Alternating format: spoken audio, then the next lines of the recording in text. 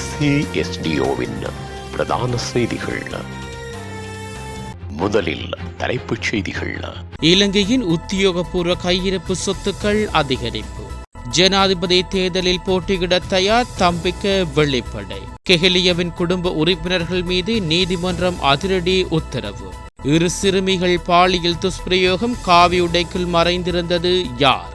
இலங்கையில் அதிகரித்து வரும் டெங்கு நோயாளர்களின் எண்ணிக்கை. பகிரங்க மன்னிப்பு கேட்டுக்கொண்ட பிரித்தானிய பிரதமர் சுனக். தொடர்பன விரிவான செய்திகள். தாயக செய்திகள்.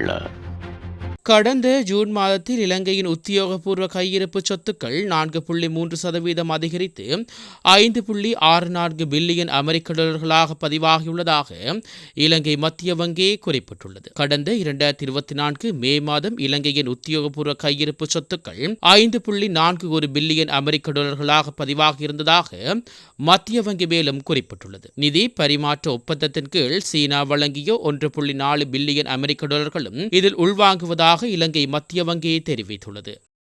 எதிர்வரும் ஜனாதிபதி தேர்தலில் போட்டியிட தயாரென வர்த்தக தம்பிக்க பெரேரா தெரிவித்துள்ளார். ஸ்ரீலங்கா பொதுஜன பெரமுனவின் தொழில் வல்லுநர்களுக்கான நிலையத்தை இன்று திறந்து வைக்கும் நிகழ்வில் கலந்து கொண்டு கருத்து தெரிவிக்கும் போதே அவர் இதனை கூறியுள்ளார். மேலும் இது தொடர்பில் ஸ்ரீலங்கா பொதுஜன பெரமுன இறுதி தீர்மானத்தை எடுக்க வேண்டும் எனவும் அவர் கூறியுள்ளார். நாட்டின் பொருளாதாரத்தை மீண்டும் கட்டியெழுப்பும் திட்டத்தில் தான் தற்போது செயற்பட்டு வருவதாகவும் தம்பிக்க பெரேரா இதன்போது சுட்டிக்காட்டியுள்ளார்.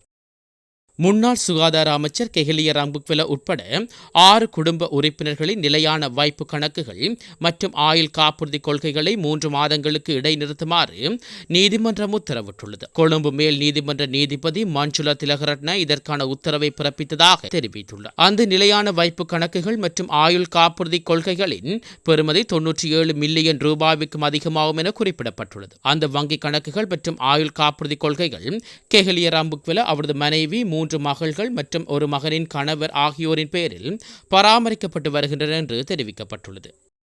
இரு சிறுமிகளை பாலியல் துஷ்பிரயோகம் செய்து தலைமறைவாக இருந்த சந்தேக நபர் கைது செய்யப்பட்டுள்ளதாக நிக்கவர ரொட்டிய போலீசார் தெரிவித்தனர். சந்தேக நபர் தேர்தலை போன்று வேடமடைந்து அனுராதபுர பிரதேசத்தில் தலைமறைவாக இருந்த போது கைது செய்யப்பட்டுள்ளதாக போலீசார் தெரிவித்துள்ளனர். சம்பவத்தில் 48 வயதுடைய மேலதிக வகுப்பு ஆசிரியருடைய இவ்வாறு கைது செய்யப்பட்டுள்ளார். சந்தேக நபர் 14 மற்றும் 16 வயதுடைய 2 சிறுமிகளை பாலியல் துஷ்பிரயோகம் செய்ததாக சுமார் 8 மாத காலமாக தலைமறைவாக இருந்து வந்துள்ளதாக போலீசார் தெரிவித்துள்ளனர்.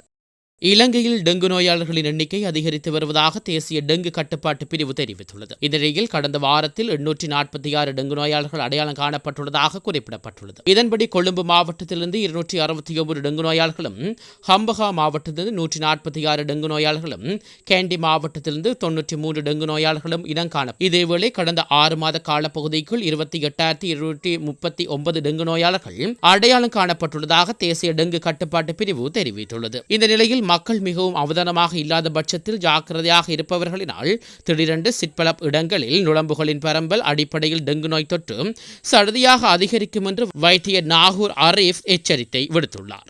உலகச் செய்திகள்.